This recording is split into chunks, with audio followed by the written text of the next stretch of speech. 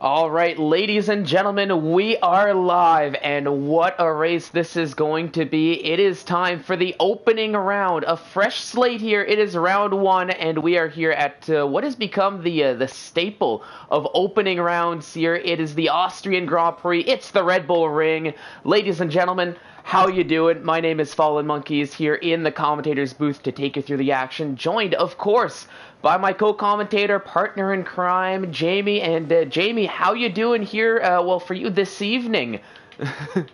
Very good, thank you. It's not been so long since the pre-season race last week at I think it was China. So nice to be back here for a fresh start, like you said, and hopefully let's see what all 20 drivers can put on display for this race at the Austrian Grand Prix Red Bull Ring, which is 4.3 kilometers circle long. I can't wait to see how it turns out because it's overtaking here is very easy, but it can be difficult at the same time due to that DRS trade. So we're about to see loads of fights, and we're about to see a DRS trade as well. So I can't wait to see how it all unfolds towards later in the race. But right now we've got the qualifying session to go with 18 minutes, and this is a short track, so you can potentially get 4 runs if you make a mistake on one of them. Yeah, you said it best. Short track, a very fast track, very flowing track here. You'll see it in the lap times. You'll see it in the way a lot of these drivers here in Division 1 attack the corners, how they just drive in general. Honestly, I'm excited. It's a clean slate here, so anything can happen here on this first race. Now, I guess before we get into the storylines, I see we've got Nathan in the Aston Martin coming around the final corner. Jamie, do you want to do the usual and take us through a lap here of Austria? Yep, no problem then. So coming up towards turn 1, you want to take a lot of curb on the entry brake after the 100-metre board, cut the corner and get a nice exit there, which it does do. Doesn't go too wide in the validate. It's very easy to lose traction there as well. Plenty of people have done it before. Turn 2, not really a corner. It is for MotoGP though, as they go flat out through there. Break up the 100-metre board, down through the gears, break in a straight line, hit the apex there. Traction is very difficult if you don't get it right, and he does get it right. Breaking traction immediately. DRS open for this third DRS zone now as we head downhill into turn 4. Braking at the 100-metre board.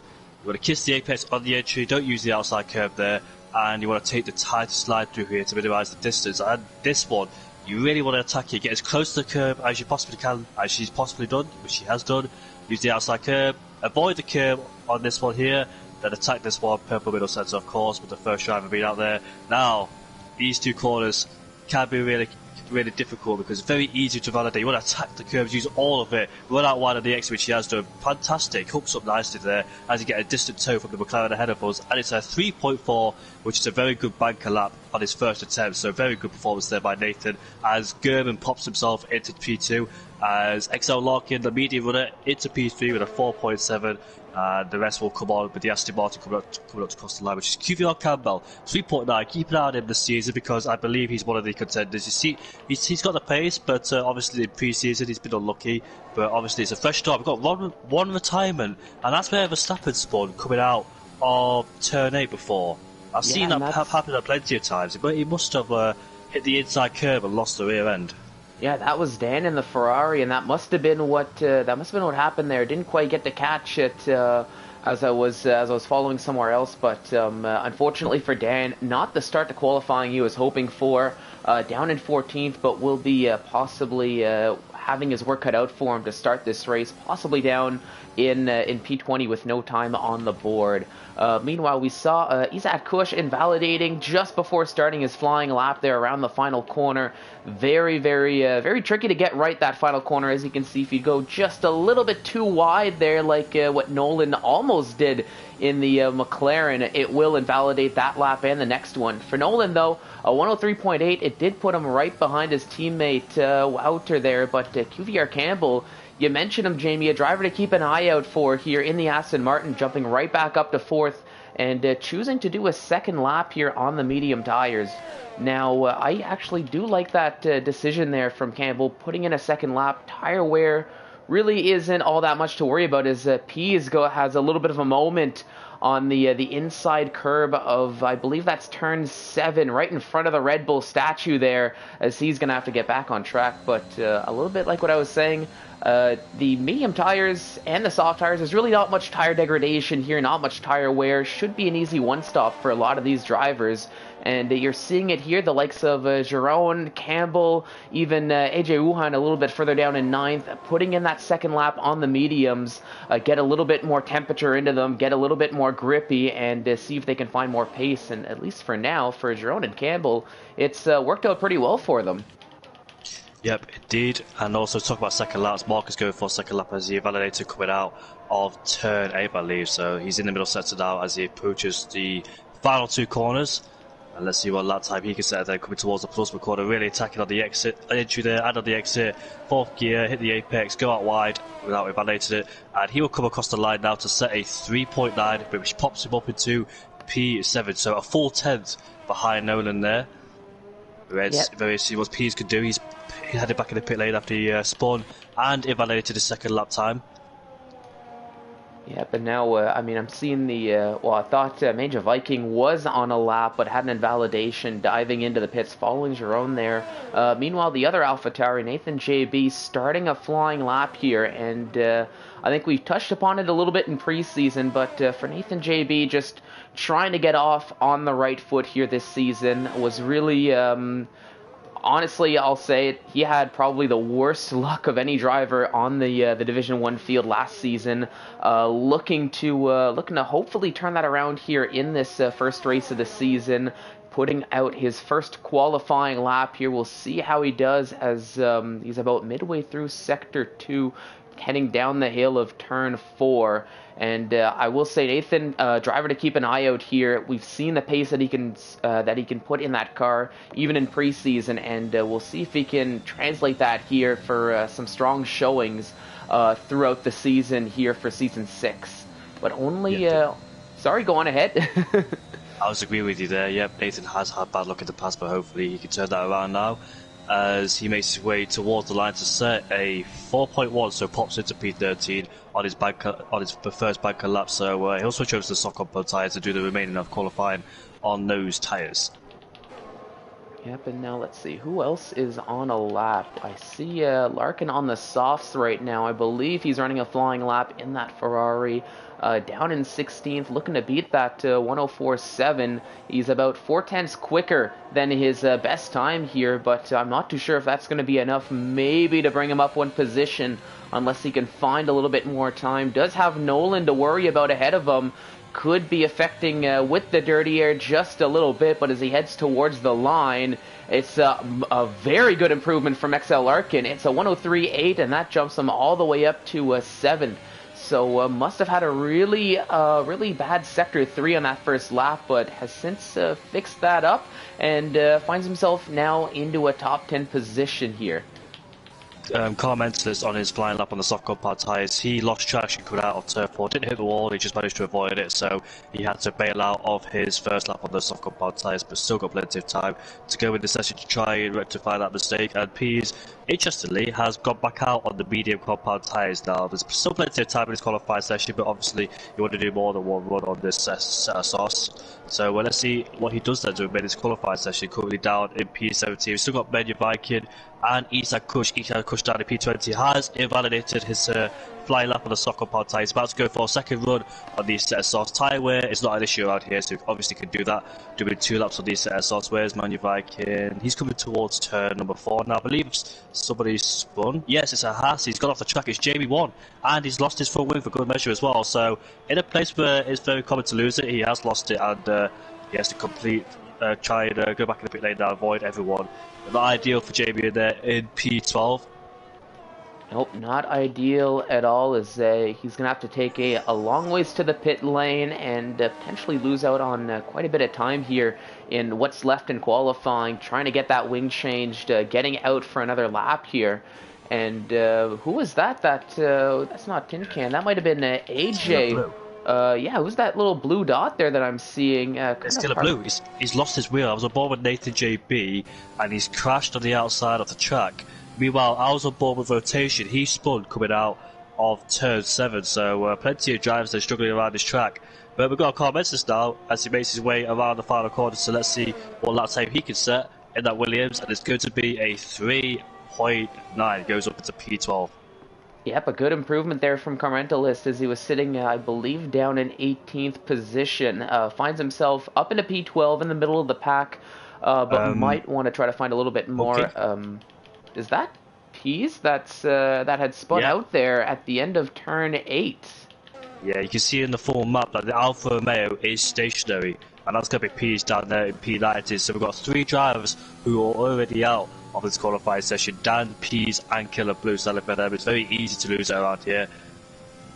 Yeah, and you saw that there as I quickly jumped on board with Campbell just to get a bit of an idea, and that was looked to be in the exact same spot that Dan had lost it just a little bit ago. So it seems like that exit on turn 8. You were mentioning there not to touch that inside curve on that corner during the onboard lap. I do think it looks like that exit curve possibly is causing a little bit of trouble for a lot of these drivers, just trying to squeeze out the most out of their lap times here. So for both Pease and Dan, hopefully it's something they can work out here before the start of the race. But for Pease, he had a lap time on the board. I think he was going for his second lap, a bit more of a lap truer of his pace. But unfortunately not working out for him there, and that plan to hopefully start in the top 10 of the medium tires kind of backfired for him. Meanwhile, I've got Pillars here. He is down in 16th, looking to improve on his lap. Let's see the Sector 2 time, and will not be an improvement as he clips the curb and ends up with a nice view of that Red Bull statue for the moment. Yeah, so that's like 3 drivers who have lost it through there. Remember, Nicholas Latifi loses it through there one time as well. I think it was back in 2020, either 2020 or 2021. But meanwhile, while that was happening, both Red Bulls have got themselves into second and third. Only by 100 separated them in second and third. Relentless Nathan, still on pole position. So we'll see then if he can improve that lap time. That's his first lap, was it best lap, was it not? I believe so. For Nathan, I think it was his best lap, his first one. I will have to. I think I have to agree with you on that one. But 2/10 ahead of both Red Bulls there, Drone and Mark. But they're putting on a challenge, and here in the early stages, Red Bull looking like a team to watch out for here with these 2 drivers. As I mean, second and third, really good spot to put both those cars. But of course, I'm not too sure how much time is left in qualifying. I've been seeing those yellow flags for a better part of the session here. A little unfortunate. There we go. 5.5 minutes to go. We'll see if anybody can improve. Already, we're seeing drivers out looking to get their next lap set. I've got rotation going purple in the second sector, about 4/10 quicker than his best lap time as he's looking to improve. And I think he's got one of the McLarens behind him. Not too sure if that's Nolan or Wouter.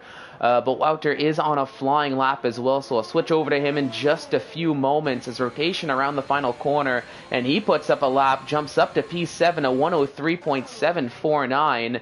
And that was Nolan that was behind him, is now Wouter coming down turn 4. We'll see if he can improve, possibly challenge for that pole position. We know the pace Wouter has. It's just a matter of putting that lap together here for the McLaren driver, but 0.2 of a second up on his time. Oh, and a heartbreaking invalidation as he looked to be on pace for a 103.4, and we've seen lots of drivers find a lot of time in Sector 3 here already this session. It remains to be what could have been, but I think still just enough time to get out and get one more lap done here before the end of the session. We also had Tinkan invalidated in the same place as well. He tried to do 2 laps on those tyres because his first one he invalidated it, and I believe he made a second mistake on his second run as well. So Tinkan under a bit of pressure down in P18. They've still got 4 minutes left on the clock there. We've got Nolan then on a brand new set of softs coming towards the penultimate corner, just chucking it in. Didn't really, he's got in the pit lane. He's not really satisfied with his lap time. So he's back in the pit lane. Yeah, an interesting call, and I think a late call from Nolan to dive into the pits. Almost looked like, from my angle, almost looked like he just kind of unsettled the car a little bit into that penultimate corner and just quickly taken that choice, but could have just been the angle there. Meanwhile, let's see, I think AJ's on an in lap of VFR Pillars. I believe just started a flying lap now as he just maneuvered turn 1 and heading up the hill to turn 2, turn 3. I've been trying to keep an eye out on Izat Kush, but it seems like for Izat, the defending champion here, he's been struggling here in qualifying with the track limits, a lot of red track maps, a lot of invalidated times, and that's why he's down in 11th right now and really not a qualifying position he wants to be in, just outside of the top 10 here. Indeed, we've got Nathan there. He's on a flying lap. He was a bit down in the first sector, not too much though, only by 100, so making his way coming towards turn 5 now. This little corner through turn 6, I don't even know if it's a corner or not, but it's this left-hander we go there. Yeah, try and get as close to that curve as possible. He's a bit too just down in that middle sector. Yeah, he's invalidated at that lap time. I knew he went wide through there, so he obviously was going to invalidate. So Nathan then, with 2 minutes and 40 seconds left on the clock, can he try and improve his lap time? We've got both Red Bulls out there on an out lap, so it's very interesting to keep it out there. Nathan's gone round again. I believe he's going to start his second flying lap on the same set as off. No, he's not, he's actually backed off, so he's taking a cool down lap because those tyres could still be over the temperature window to do 1 lap, because if you do more than 1 lap, tyres and temperatures will go up sky high, so he's just cooling them down to ensure that he's got that he's in the window for his next flying lap. QVR Campbell improving in the middle sector there, so by 3/10 as well, so that could put him up the order up into 3rd or 4th. He can hook it up, coming towards the closer corner now. The final corner we go, and now landing that curb.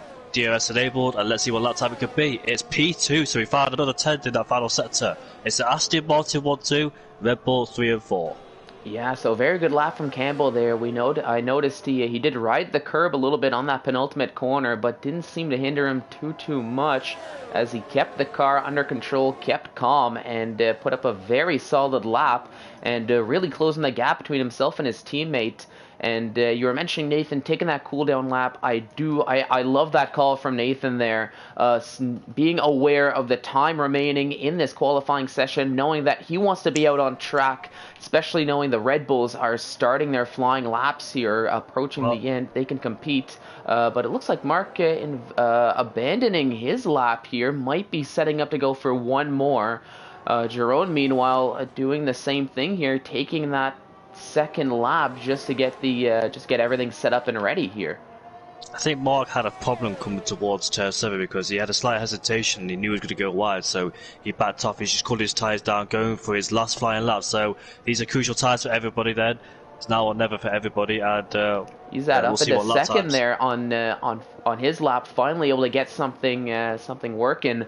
QVR Campbell, I think that was probably in the pits, that retirement, so he's going to be for now P3rd or better. I've got Wouter on my screen now as he's only got 2 corners to go, down in 8th. Let's see what the McLaren driver can do as he comes around the final corner, keeps it clean across the line, and he jumps up only to 4th place here for Wouter in the McLaren. Still a good lap though. Let's see, Nathan had an invalidation, so he won't be able to improve. I think he's at set that lap. Looks like it looks like it here. Not too much ERS being used. Eric, we had a Haas in the gravel. That was German. He lost it quite out of turn 8, so that's his lap time over. He was improving in the middle sector. Mark's backed off. Issa Kush has also backed off. So looks like Nathan then will take pole position unless Javu can do anything about it. He's currently he's lost it to turn 4. Lost traction, but he managed to save it. Very fortunate to keep it out of the wall there, but I dare say he's lost a lot of time due to that. And now we come through the middle sector. We'll determine it, but it doesn't matter anyway because he's invalidated. So it looks like it'll be Relentless Nathan that'll be on pole position. Not really anybody improving in these last stages of qualifying. We've still got Larkin on the lap. He's currently a 10th up in the middle sector. Can he get himself inside that top 10 or in P11, where if you're in P11 he can start a brand new set of tyres? But as he makes his way towards the final corner now, let's see what lap time he could do. It's going to be a 3.7, so he's in P12. 3 thousandths behind rotation. Yep, does improve at least 1 position already. That's already nice, and finds himself just outside of that top 10 on that, well, I'll call it the first row of the best of the rest there. Going to be lining up beside rotation.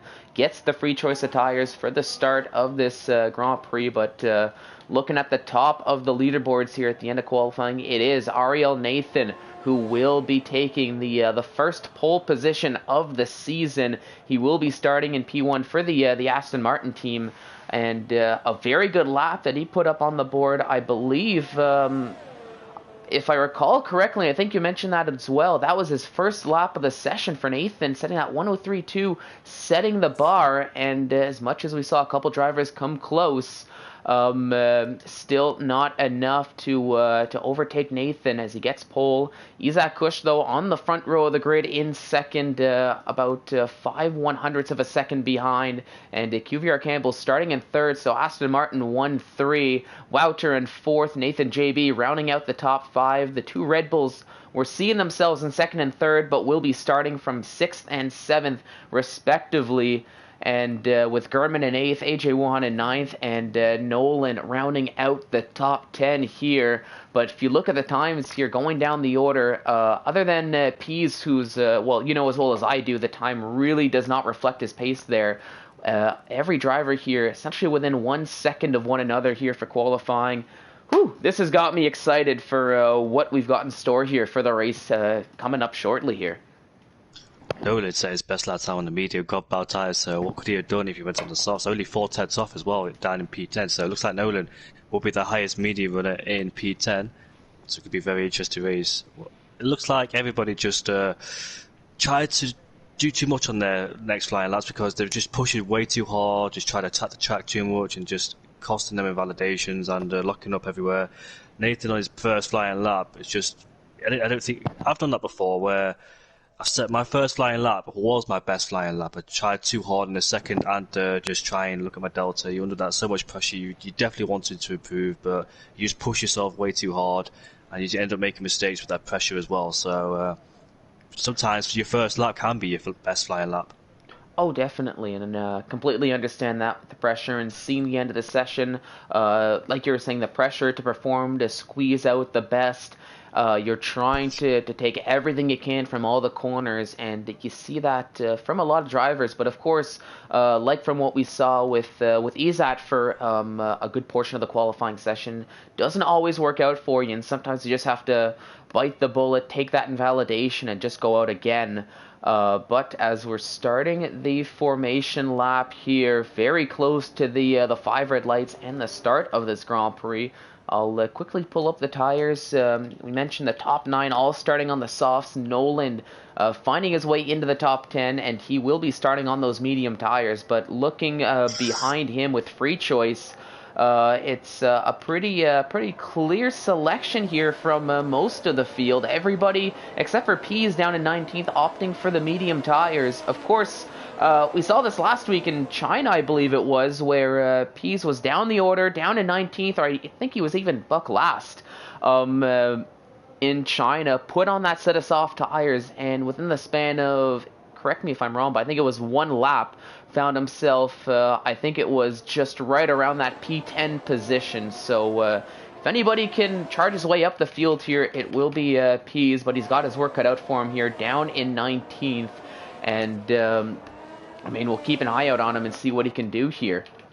Relentless Nathan has just spun, and that was on a straight. He also took it out the 100-meter board as well, so lighted his tyres way too much there. But Relentless Nathan, want to point out to him as well, he took pole position in the last race in the pre-season race, and now he's done it again. So looks like to be on form, and let's see if he's one of the challengers in this early stages of the season. Also, his teammate down in P3, so Aston Martin looking like to be a really good turnout here for them. Relentless Nathan and QVR Cam, but Isa Kush performing as always.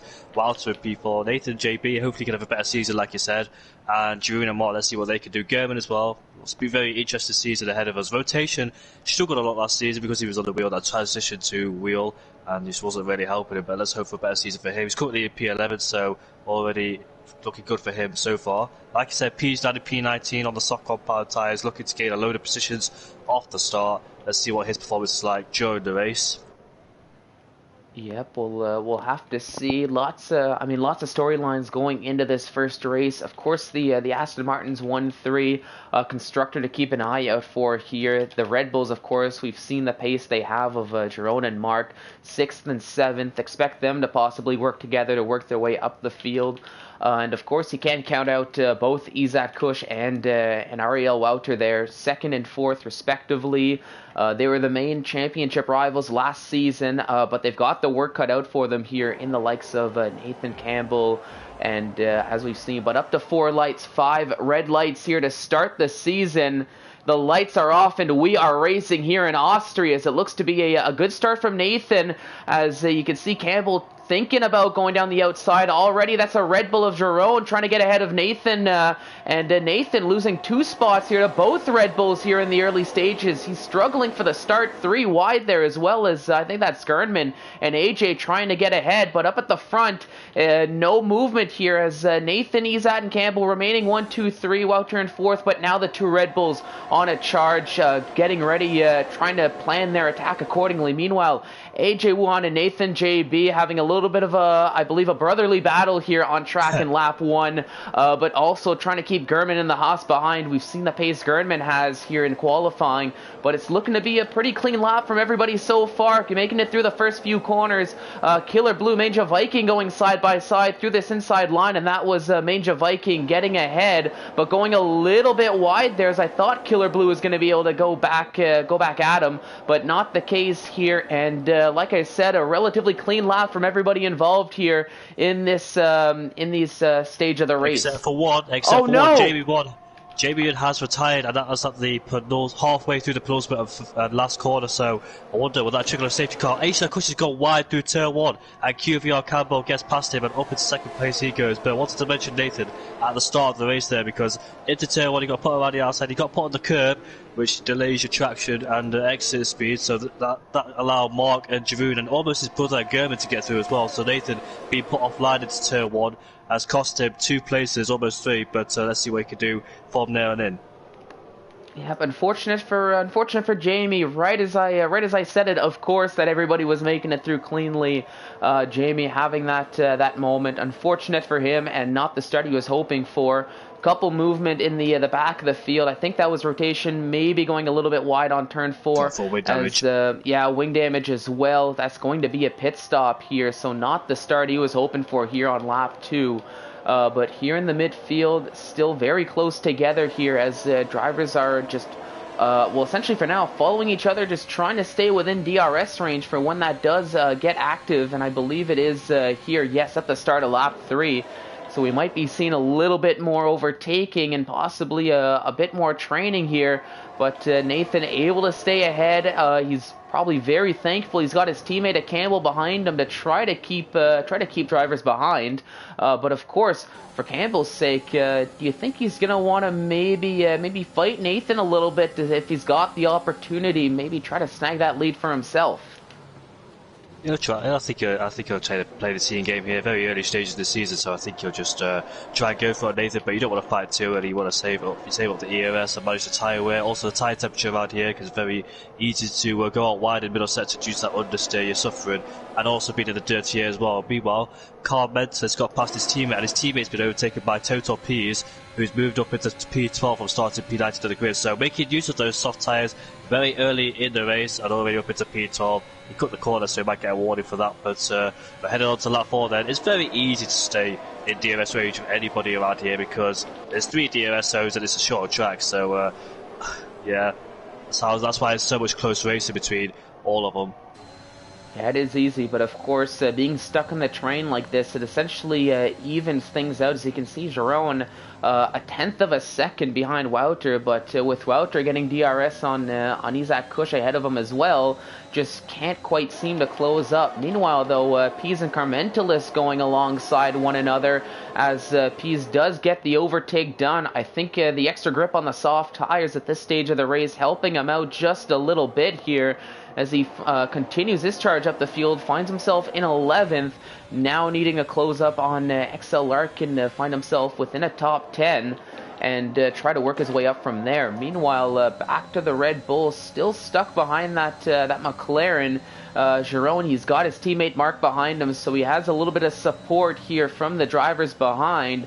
But of course, at this stage, trying to get the overtake done, trying to pick his moment, but with this DRS train that we have going on here, it's a lot easier said than done. He's going to have to nail the exit, I think, of turn 1 and just get on the power that much quicker. Looks like he might get his opportunity here as he's closing, being forced to the outside as the McLaren defends down the inside line. Is he going to try a switchback? Oh, loses the back end. Yeah, looked like that was a little bit of a tap from his teammate there. As now Mark gets ahead of Jerome, and now they've got to watch out for Nathan JB, who's hungry to go for it. Needing to move back to the outside line as they're alongside here. Jerome and Nathan, who's going to get the position? It looks like for now it's Nathan as he gets the inside line, tucks back into the racing line, and it is the AlphaTauri just getting ahead of Jerome in the Red Bull.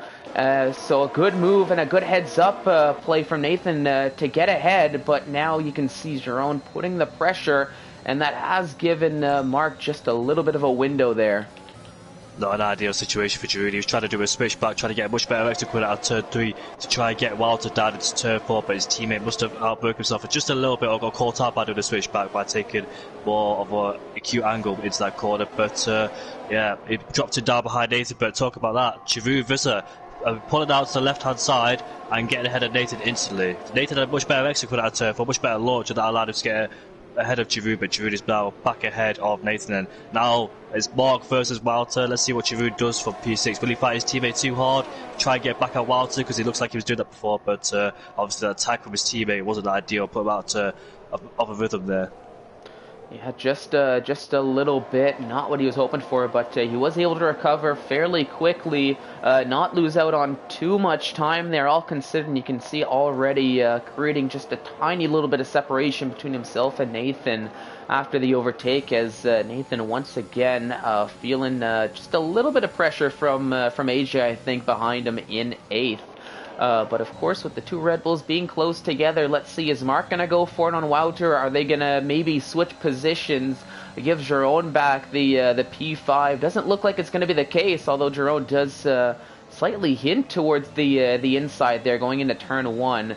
But of course, you can see closing now, and I think that is going to be Mark letting Jerome through. A little bit of team orders there. I think maybe Mark just feeling a little bit bad about that contact, outbreaking himself just a few laps ago. Meanwhile, P's now getting involved in that little midfield battle as he gets ahead of Gernman to go up into 9th. And meanwhile, Campbell getting ahead of Nathan as the two Aston Martin switch positions. So QVR Campbell now leads this Grand Prix with his teammate Nathan just behind him there. And to be fair, almost practically pushing him through the corner section here, as they're still trying to keep both Isaac Kush and Wouter behind them here on lap 7. Nathan's turn to try and get DRS. Now he hasn't had it for the whole race, and now he's going to get it. But I saw the battle between Total Peas and German. That was a lovely move around the outside. Total Peas up 10 places with 7 laps already. He did this in China last week as well. As somebody's in the pit lane, that's German already. So that's an early pit stop for the Haas driver. I wonder when he goes to medium car. I think the mediums might be a little bit of stretch, but I think they could go towards the end, unless he pits up for damage, of course, which is another option. But I'll keep an eye.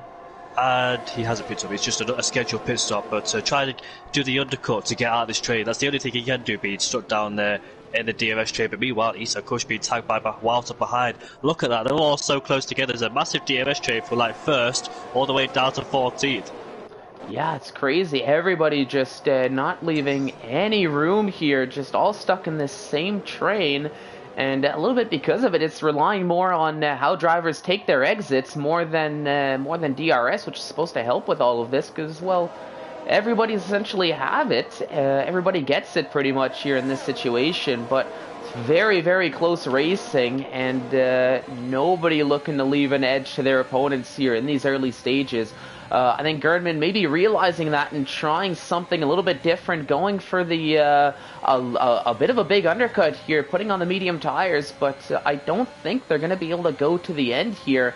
I do think that Gerdman's going to have to take a second pit stop, but maybe hoping for a safety car later on in this race, and or possibly even just planning to pit for a second set of soft tires and just push those tires at the end of the race.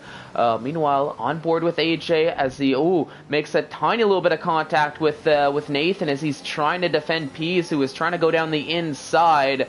Doesn't look like there's any damage on that car, and he is able to defend the position, so no harm, no foul there, it seems. But still, this battle here is continuing as he's just trying to continue his way up the field, but seems to have stalled just a little bit as he's caught up to essentially the top 8 who all started on the soft tires here.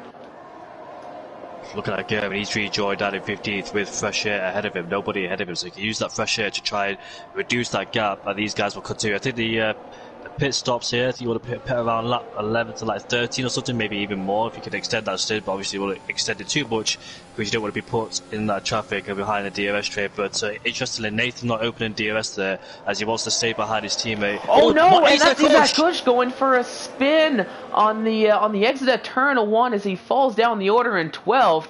I mean, caught that on stream there as I was just riding on board with him as it looked like he was trying to close. Didn't look like there was much of any contact. I think just a little too quick on the power. And meanwhile, there's also it looks like that might be a Ferrari. It's an Alfa Romeo. Oh, it's an Alfa Romeo, but hang on a minute, is now Pease alongside of AJ Wuhan as they're having a little bit of a battle here. Still going to continue into the next corner section, and it is Pease who does get ahead of AJ Wuhan as he slots himself up into 7th, and possibly thought about going for an 8th as well, but that opportunity closed up very quickly.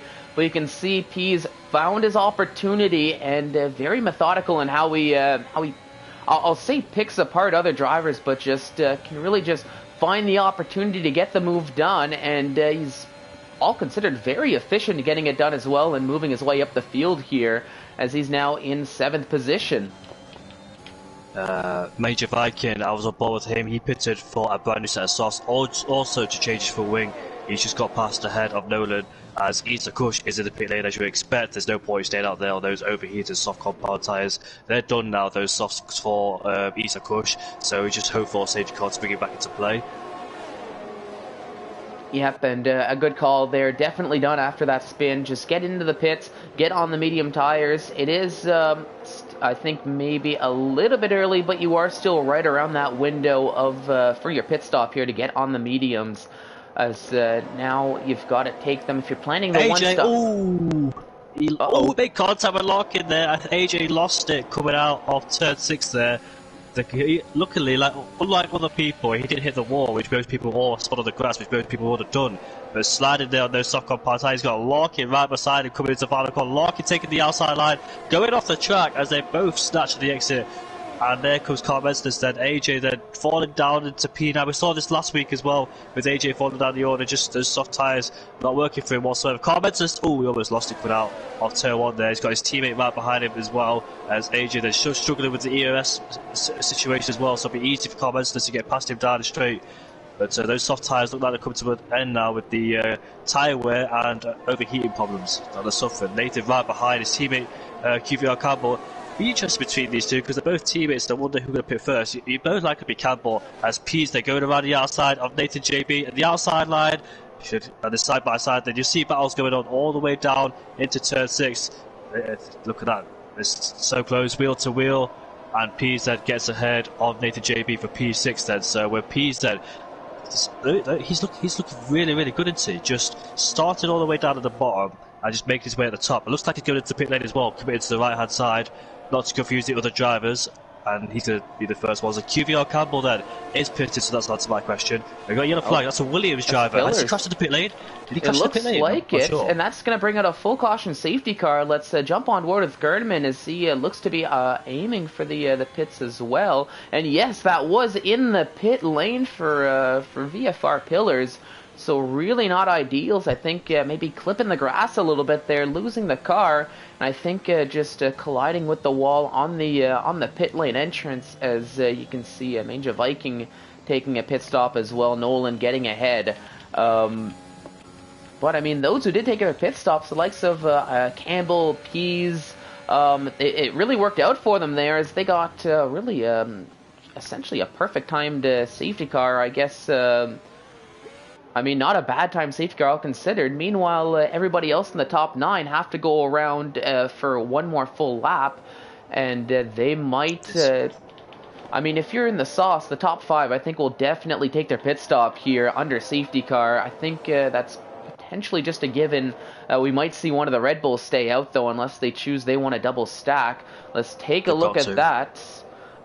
Nathan pitting, Wouter pitting, and yes, the 2 Red Bulls will just bite the bullet, take the double stack, but that might hurt Mark just a little bit here.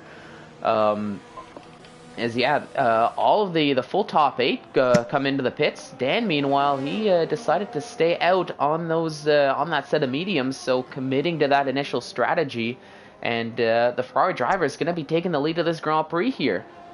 When you're in battle with his teammate, it's your worst fear that a safety car comes out around this time as well with your pit stop window. It's worked well for the soft compound tyres because they were about to pit anyway, and there they are then. And Nathan's really lucky that the safety car didn't come out early, because Relentless Nathan would have pitted behind his Aston Martin teammate, who would essentially lost time like Mark down in P11. He's behind his teammate now, Chivu Vizza, so that double stack has not worked well for Mark. He was in trouble with that one. He's got to the soft compound tyres along with Larkin, Carl Mensters. We know more for the 2-stop because, 1, I don't think the soft goes to the end, and 2, he's done soft, so we've got to go on the medium compound tyres. But Larkin, if you start on the mediums, theoretically you could take those softs to the end, but in terms of tyre wear, he might not be able to. But we know that definitely Mark's going to pit again. Comments this well on the softs. Tinkat is also on the soft compound tyres, while Dan then on the medium compound tyres opted to stay out. Looks like everybody pitted except Dan the man in P1 there.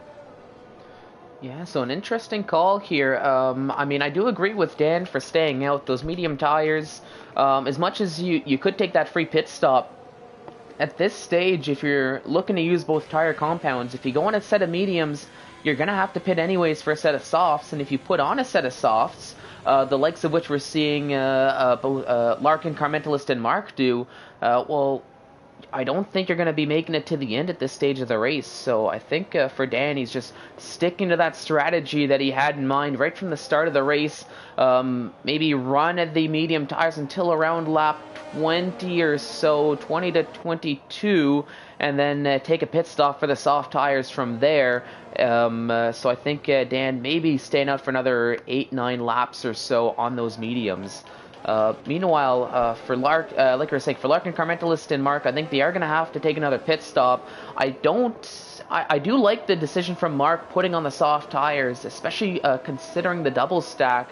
I think possibly his strategy could just be put on a set of softs, have that grip advantage, work his way back up the field, and try to create a little bit of separation from drivers behind to limit the damage and be on those fresher tires when he does take that second pit stop that he's most likely going to have to do before the end of this Grand Prix.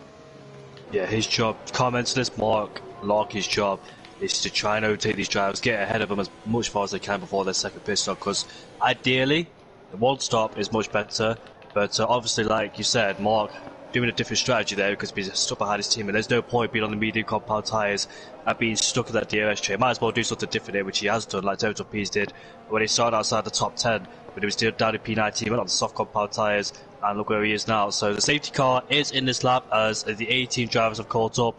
Dan will lead them away, and Nathan will be lucky to try and overtake him as quick as he can, so we don't spend too much time behind him and being threatened by Walter, Chivoon, and Co behind him. P's under pressure because he's got Larkin behind him on those soft compound tyres, so gotta watch out for those soft runners in this stage, but it should be an interesting race with him, and Dan will lead them away when he wants to as the safety car peels into the pits, and off we go.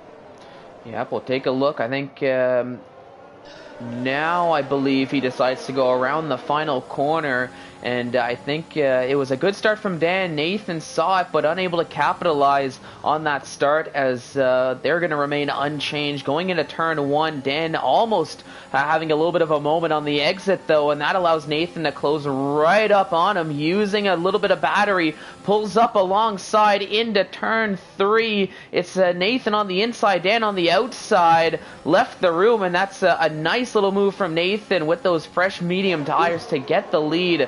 And now Wouter getting ahead in second, and oh no, that was Dan into the wall. A lot of contact there between himself and it's all domino affected there with everybody being so close together with the safety car His restart. wheel, I think something's wrong with his wheel because he, I don't think he spun out on the straight, but he was moving left and right on the straight. He slowed down immediately on the straight. I thought he let Nathan go, but he didn't, and Walter, but I think he's got a problem with his wheel there. He's over the wheel. He might have disconnected or something, and he's taken out QVR Campbell. So that's a massive shame there. Probably with his wheel. I don't think he would have done that on purpose, of course. He's not the type of driver to do that, but yeah, that's a shame for him down there with the wheel problems. Oh no, and that's the thing. Just looking at the way all that played out, I do have to agree. It really did look like something happened with that wheel just from the essentially the way he kicked out. Very quickly slowed right down and almost looked like he had just zero control of the car through into turn 4 as well. And I think just wisely getting out of the way. But meanwhile, you can see Pease around the outside there of XL Larkin as Pease finds himself now into a top 5 position, as he's still trying to chase down Nathan JB, who's up into 4th now after the safety car restart. But a little unfortunate for Campbell, as he just found himself with nowhere to go, and unfortunately taking wing damage and having to take another pit stop here to put on a set of mediums. Dan also pitting for a set of softs, and hopefully a possible wheel issue has been sorted out now, and he can just get back to racing and get back to trying to minimize the damage here after having temporarily led this Grand Prix not too long ago. I was on board with Walter when it happened, and it just... Oh, sorry to interrupt. Oh, no worries. Go on ahead, please. Yeah, I was on board with Walter when it all happened. Sorry, hang on a minute. Right as I say that, that was Mark who went for a little bit of a spin there on the exit at turn 1. A little bit similar to what happened to Izat a little bit ago, I think. But now that's Mark down in 16th now, as he's going to have to catch up. Meanwhile, Nolan getting ahead of Manja Viking. And all right, sorry about that, Jamie. But for real, I'll let you speak now. Yeah, I was on board with Walter when he overtook. Well, Dan slowed down on the straight significantly, and he was jolting left to right, and he almost spun the car as well. I was on board with it. You could see the wheel just when the wheel spazzes out, it just turns left and right, as you can see. But P's then under massive pressure from Larkin, Commentus, and Nolan in P11. What happened to Mark spoke with that turn 1. It all unfolded so quickly, but Pease is right behind Nathan, and Pease has also a 3-second time penalty as Issa Kush sets the fastest lap down in P9. He also overtook his teammate on the same lap, did Issa Kush on AJ, and Gerber's picked up a 3-second time penalty as well. But Walter is right behind Nathan, and it's a relentless 1-2-3 as the top 3. Pease goes down the inside on Nathan JB there. Larkin is looking to get involved. Larkin should get a much better exit. Oh, bit of contact there. Nathan was squirrely on the exit, and here comes Larkin. They're both using the EOS to try to stay ahead and get ahead, but Larkin goes down the inside of Pease, 2 for 1 there. But Pease sticks it around the outside then as we continue our battle all the way towards turn 5, as Larkin has the outside line and Pease backs out of it. Or does he? He goes back down the inside, does Pease. He broke earlier than Larkin, but Larkin, their beautiful move there to complete it at turn 6. Up into 4th place he goes. Yeah, Larkin got ahead, and he saw the opportunity, and I think Nathan did get a little squirrely on the exit there. As meanwhile he's battling with Carmentalist, remaining in 6th though. But I think there was a little bit of wheel-to-wheel contact between both Nathan and Larkin, which I don't think helped Nathan's case too much on the with the traction on the exit of turn 3. But the move was done. But going into turn 4, Larkin just seeing that opportunity and making the most of it. But meanwhile, while all that happened, Wouter getting ahead of Nathan to take the lead of this Grand Prix here on lap 20. Pease getting ahead of Larkin. Meanwhile, Carmentalist and Nathan JB having a battle, and that's Carmentalist getting ahead, using those soft tires to his advantage. Isaac Kush now in 8th, as you can see just a little bit further ahead. Larkin now getting back ahead of Pease as they're battling a huge battle here from 4th all the way down to 8th, with AJ just a little bit further behind. But all the while, the top 3 have kind of run away just a little bit here. 2.5 seconds ahead of the rest of the field, as they get to have a little bit of a 3-car battle. You can see a yellow flag right behind us there, as that's Killer Blue, I think, having a little bit of a moment. That same spot we saw a couple drivers in qualifying lose himself it. As well. Yeah, and thankfully for Killer Blue, it's not a retirement, just a little bit of a spin. Hopefully that's not any front wing damage though, as Gernman going very wide on the exit at turn 1, and that allowed both Major Viking and Nolan to get ahead. Pease and Larkin continuing this battle here this lap into turn 3. It's Pease getting ahead. Nathan, JB, and Izat Kush also having a battle. Nathan and JB getting a little squirrely once again on the exit of turn 3. Just struggling getting his traction down properly. As now is AJ Wuhan trying to come around the outside. Squeezed out just a tiny little bit, leaving just enough room there. I'm sure no love lost between those two drivers as Nathan hangs on to that P8, AJ in 9th still, but I think that battle's only just begun. Also, you can see Jerome right up on the back of Wouter as Nathan was able to retake the lead of this Grand Prix. So much going on here in that midfield. I haven't given the top 3 much of any love, but riding on board Jerome now coming into turn 1. He closed, but not enough, and really compromising a little bit that exit there on the exit of turn 1. So I don't think he's got the opportunity to go for it here going into turn 3. Wouter, meanwhile, I thought he was going to be able to, but not quite the case, as Nathan remaining in the lead. You can see Nathan, JB, and AJ continuing that battle.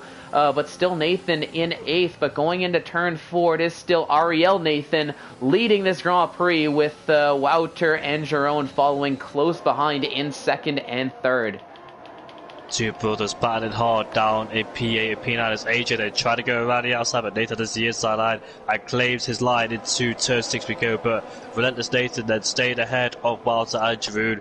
Wouter under massive pressure being in P2 with that penalty over his name, so he looks like he's not out of play, but most likely going to win this race unless something really happens and Nathan and Jerome also pick up a penalty. But Pease there looks like he's trying to pull away from Larkin despite being on those soft compounds. Pease being 2.5 seconds away being caught up in that fight with the soft runners among the medium runners. Lost a lot of time, but Pease Wouter then retakes the lead ahead of Relentless Nathan. Can Pete? Ooh, he almost hit the back of him, the Relentless Nathan. He just side by side with Jerome. Outbroke himself into turn 3 there. Yeah, he's able to hang on to that P2, but still finding himself in the midst of a battle with the Red Bull driver. Gets the outside line and able to just carry a little bit more momentum, a little bit more speed, and hanging on to that P2. But that the damage was already done. But to be fair to Ariel Nathan, could have been much worse for him there.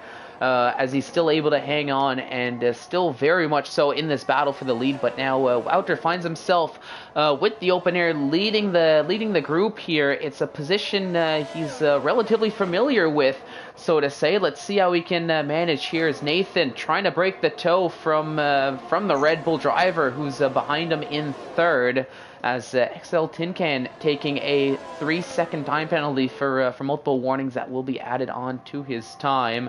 Back up here with this top 3 chasing each other down into turn 3. You can see Nathan getting close, getting that turn 3 much better this time around as he's trying to set himself for a possible overtake going into turn 4. A yellow flag behind us there as I'm not too sure what happened, but very quickly that gets sorted out as it looks like that was right around where Gernman Tin Can, somewhere around that area.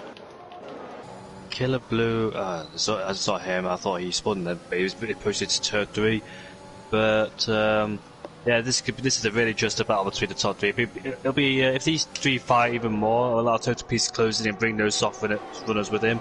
But I must say, Total Peace doing a really good job defending those soft runners ahead of him.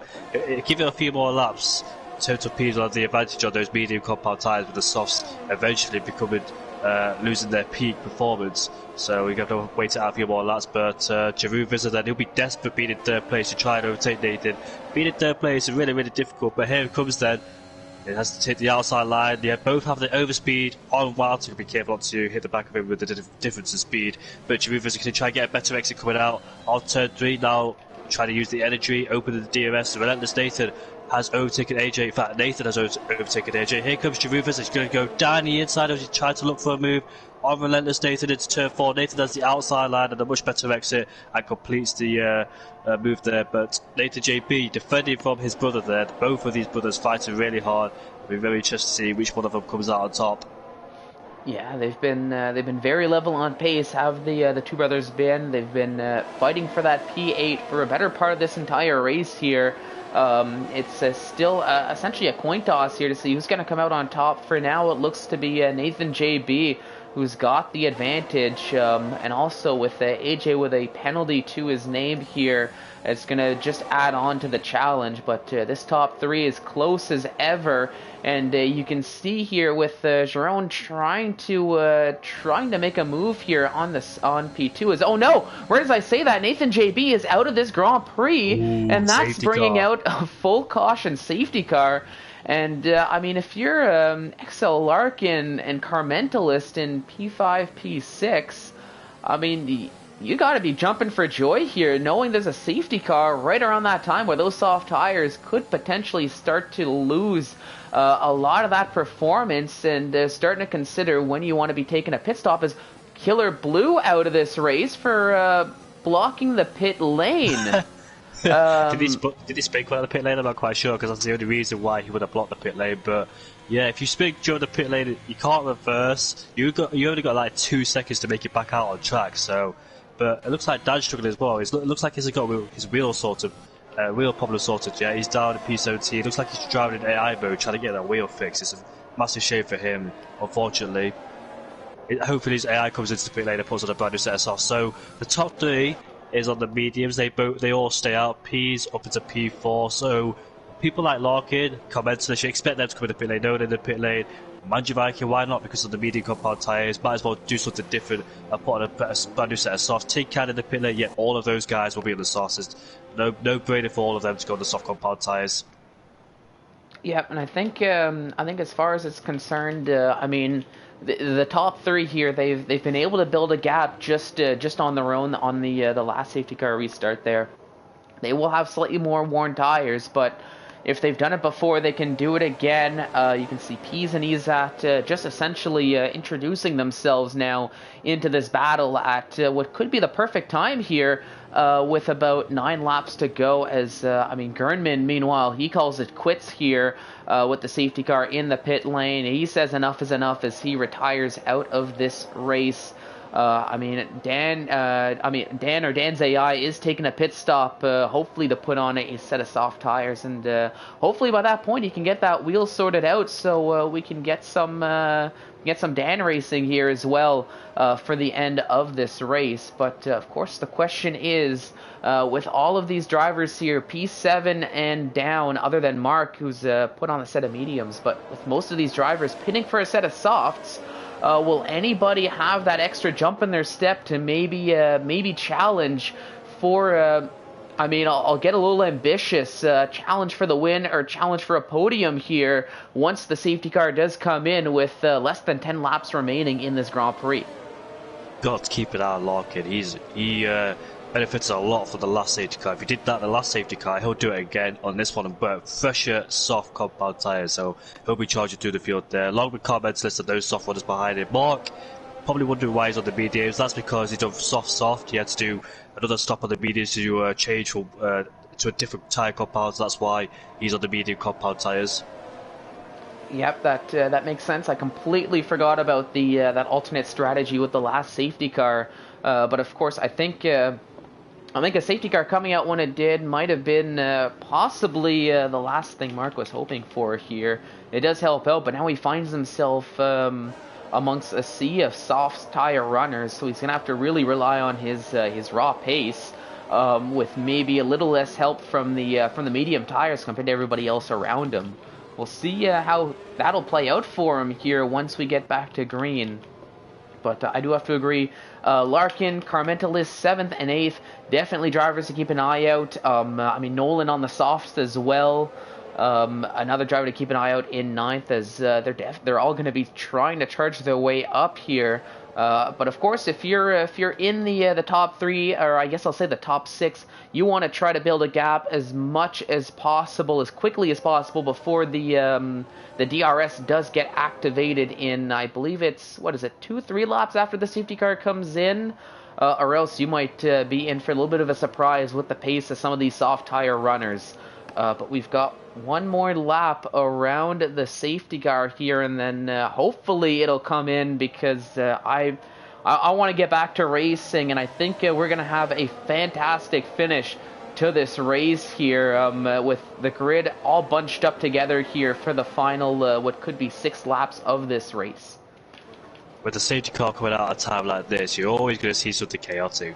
Oh, yeah. On the pitches there.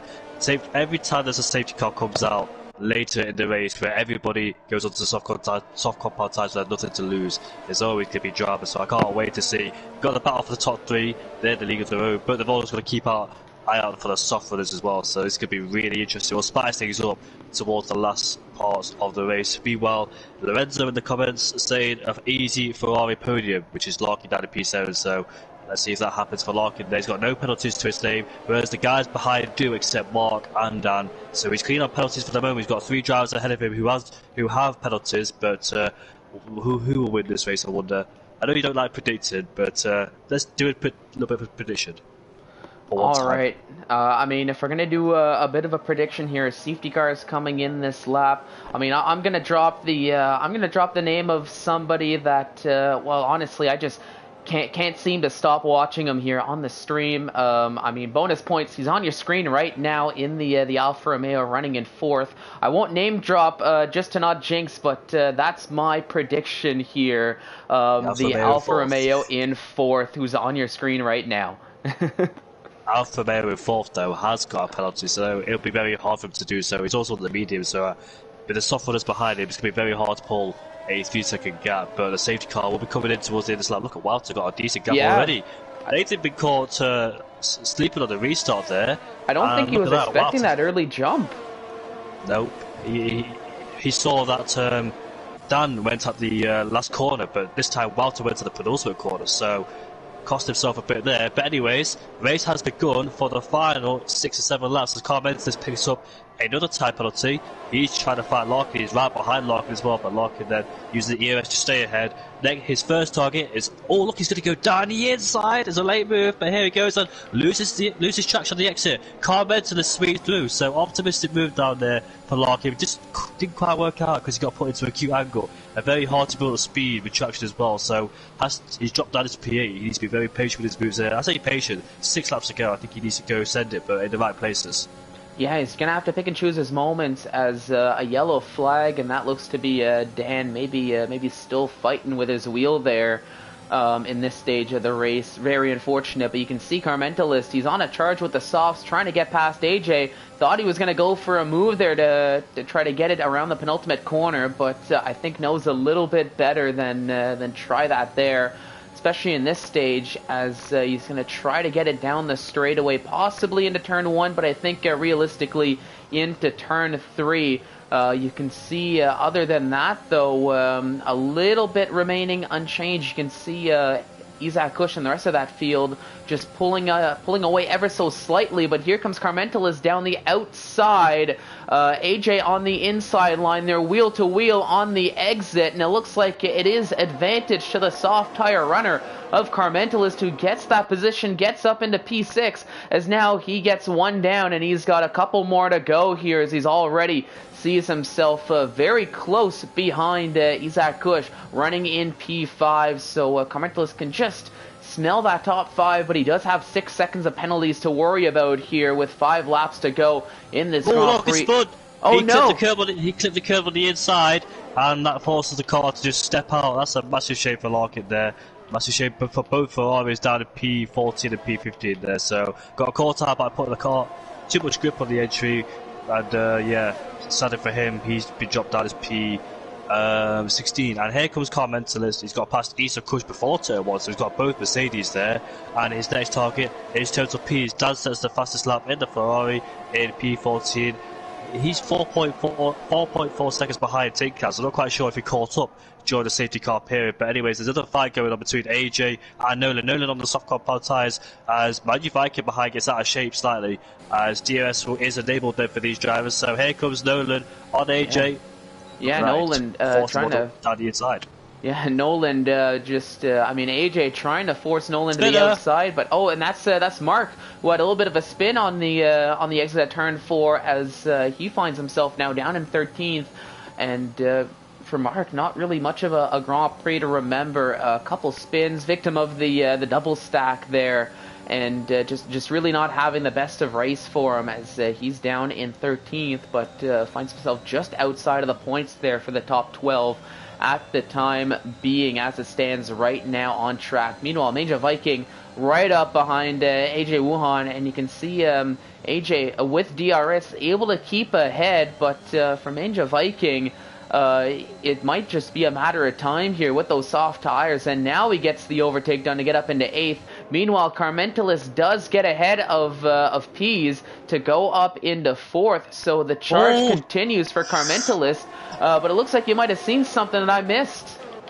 Yeah, so AJ and Manu Viking both lost it coming out of turn 4. They half-spun the car, both of them. They both somehow managed to keep out of the barriers there. So AJ then and Manu Viking come into contact there at the exit of turn 3, and they're both down into P11 and P12. I'm trying to keep an eye on all the battles here. And yeah, back to that mark point, when it's the double stack, it really hurt your race, sadly for him down there in P13. Nathan was really lucky that QVR Campbell pitted a lap before, no, on the same lap. But obviously, Mark went through again, so it didn't really hurt Nathan as much as it hurt Mark there. But it's a massive shame, and that just hurt his race from there on in. He tried to do a different strategy, of course, being stuck down there in the midfield, and it didn't quite work out. So hopefully, he can try and find a better race next time out. As meanwhile, we're back to the lead of this race. Look at Nathan has the overspeed on Walter.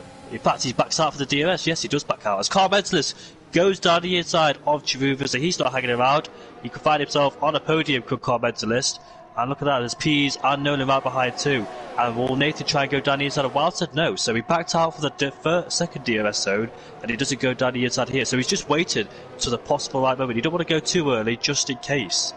No, and especially in this stage of the Grand Prix, it's lap 34 out of 36. You know there's not too many laps remaining, and especially if you're Nathan and Wouter, you're thinking a little bit about that chess match here, because as much as you want to get the overtake done, you want to be able to get the overtake and keep the other driver behind. And I mean, Carmentelis on the softs might just throw a little bit of a curveball into some of this strategy here, as we've got just a yellow flag. I think that's Larkin. Lap car, nothing to worry about too much here as the leaders are coming through turn 1. But you can see there goes Nathan now on lap 35, and look at Carmentelis following Nathan there. Single file as he gets ahead of Wouter as well, and Carmentelis really making those soft tires work for him. He's got 6 seconds of penalties though that he's gonna have to work out. And here on the penultimate lap, that's going to be a lot to ask for to get the gap done. But I think at this point, Carmentelis is just trying to limit the damage of how much and how far he is going to fall is what I'm trying to say here. But in P2 right now, chasing down Nathan, and I mean for Wouter, who was leading, Carmentelis I think really might have messed up with his possible end of race strategy here. He finds himself in 3rd, with Giron and the Red Bull still right behind in 4th. Still chasing him down as we start the final lap here. I was trying to figure out the penalty situation. I believe Isa Kush will claim 3rd place. Now you said that Carmentelis got a 6-second time penalty. I think the order would be Nathan, Giroud, unless something happens, of course. But here comes Carmentelis then on Nathan. Yeah, takes the lead of the Grand Prix here on the final lap. So he's got that position. A little squirrely on the exit there at turn 3 though on those softs. But now with about half a lap to go, I don't know if it's going to be enough to truly be able to build that gap. Oh, I do think it was just about damage limitation here, so I think he is going to fall out of the podium. Nathan, still as long as he keeps clean, as you can see, he's getting close. He should have this victory here with Giron, as long as he doesn't take an unforced 3 3-second penalty here in the final few corners, should have that P2, and yeah, it might just be Isaac Kush, just given how close everybody is here with that safety car. But around the final corners, Carmentalus across the line, but it is Nathan who takes the win, and no, it's, well, yes it is, Jerome and Isaac Kush coming in second and third, with Wouter just outside of the podium in fourth, and P's rounding out the top 5 here. What a finish, what a race that was, and I mean, for Isaac Kush, a nice little leap up to the podium from crossing the line. I think that was P8 he was. Despite the penalties for Carmentalus, it was nice to see him up there because we don't really usually see him up there. He's fighting them on the midfields, but nice to see Carmentalus there fighting for the lead despite having the penalties, not backing down. And yeah, massive respect, but unfortunately those penalties just weighed him down and he finished in P8, so he's still got some points to the board, but obviously not what he wanted. But he's first time experiencing leading the race, and those moves, those overtakes he did were very, very clean, and he chose the right point, so good job from Carmentalus despite the penalty, but good job overall from Relentless Nathan. What a way to start off the season, took pole position and won the race. Fantastic there from Nathan, calm and calculated, kept himself out of trouble, overtaking when he needed to, and yeah, Chivu also down in P2, then Isa Kush in P3. He had a difficult race to Isa Kush, but nevertheless, still got himself on the podium, and that penalty for Wouter just weighed him down to P19 to P5, ever amazing total Ps, has a habit of starting outside the top 10 and making his way through to finish in the top 5, but good job from him as well. So overall it was a fantastic race. We got what we wanted at the first race of the season, and always from the Austrian Grand Prix.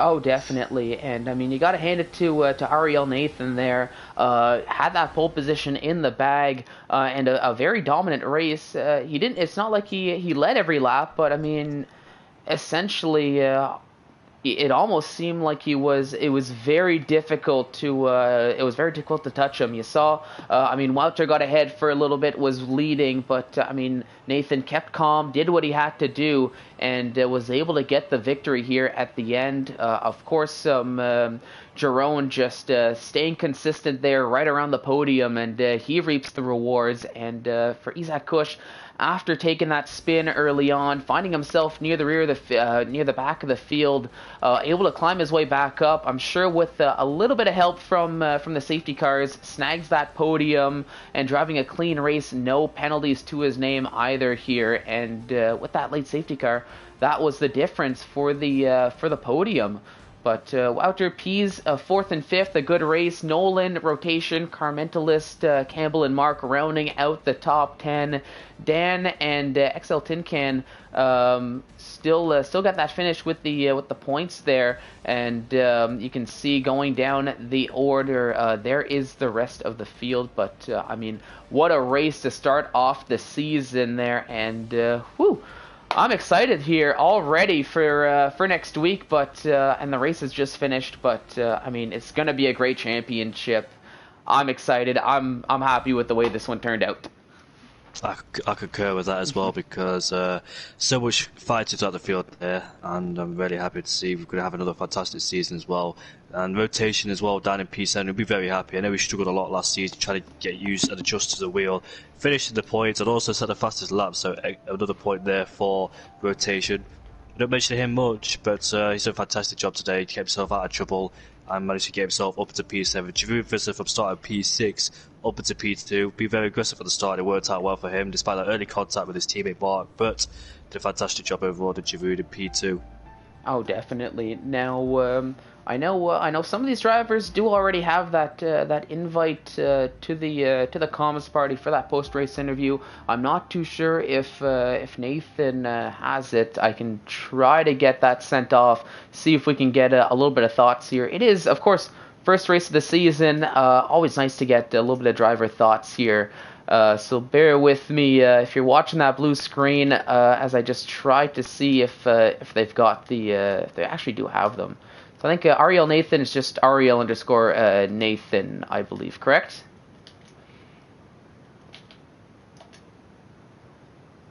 Yeah, all right. I did find him here.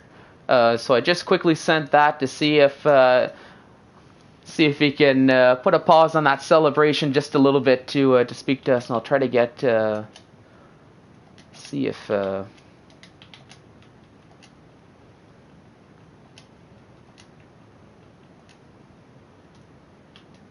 Okay, drone already has it there. So I got the invite sent to Nathan. We'll give it a little bit there. The other two I know already have the invite. They already have the in to the comms party. If they wanted to say a couple words, speak about their thoughts on that first race. But I'll get into the showroom here. But while we're at it, I mean, after seeing that first race here, what are your thoughts? About the race, and what are you thinking here as the season's gonna play out here, given what we saw here this week? The race, typical Austrian race with DRS, trains, safety cars, good action throughout the field, just what you want from Austria really, the type of track you can race with, and plenty of action throughout the whole field as well, the whole 36 laps. Throughout the season, I'm really hoping the same thing as well. Obviously with different tracks on the calendar, there'll be some tracks are difficult than others, more difficult than others, but they overtake it as well, so I think it'll be a good season overall, like last season, hopefully can produce another strong showing. But we've got one of the drivers, which is Relentless Nathan, in the party, and you can talk to him. All right, so Nathan, I'll start as I normally do. Well, firstly, can you hear us at all? Yep. Awesome, perfect. So, I mean, it was a great race from you all throughout. Seemed like you had qualifying in the bag right from the get-go. Got that pole position, found yourself where you needed to be for a better part of the race, and I mean, got the victory. Got the first P1 of the season here. But I mean, talk us through it. What were your thoughts here after that Grand Prix?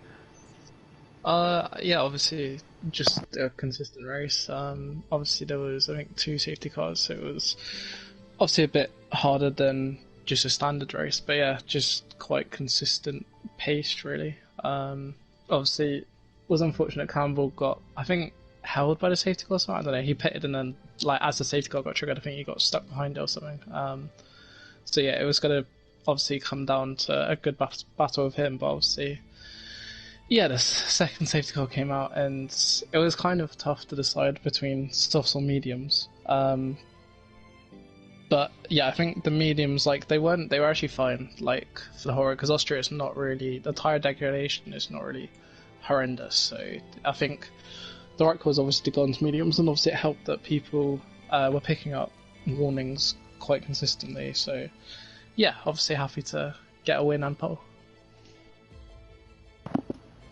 I mean, that's awesome, and I mean, you made the good call staying out on the mediums, although it was close with them. Oh my goodness, there shows my memory here, but here, Jamie, you might be able to help me. Who was on the softs and just flying up the field there.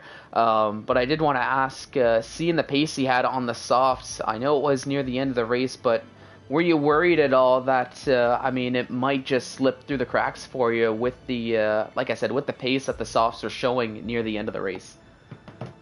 Yeah, I mean, obviously when people put on, well, I think it was all U softs, unless anyone has saved some, but yeah, when you're on, I think, like 15 lap or 16 lap on mediums, and you got guys that have just put onto softs, it's always a bit interesting, let's say.